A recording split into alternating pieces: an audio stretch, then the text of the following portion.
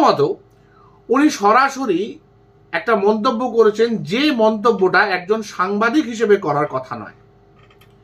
উনি বললেন, সাংবাদিক শুধু না, একজন সঞ্চালক, একটা টেলিভিশনের, প্রাইভেট টেলিভিশন চ্যানেলের, যেটা যথেষ্ট জনপ্রিয় একটি চ্যানেল, তার সঞ্চালক, তিনি বললেন যে ডাক্তারদের আমরা যে প্রাইভেট জায়গায় ফিস দিতে যাই, উনি মেনশন করেছেন 700, 800, 1500, 2000 মেনশন করেছেন, উনি যে দিতে যান সেইটার জন্য ডাক্তাররা কি ট্যাক্স পে করেন?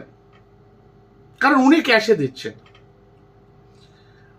এখন এই যে বন্যা হচ্ছে, এই বন্যার জন্য কি চাঁদা ডাক্তাররা তুলে দেবেন? আমি না ওনার কথাটা বিশ্বাস করুন বুঝতে পারলাম না। হ্যাঁ, হতে পারে যে চ্যানেলটি উনি সঞ্চালক সম্পাদনা করেন সেটা একটু শাসক ঘেঁষা চ্যানেল, সেটা আমরা দেখতে পাই, বুঝতে পারি।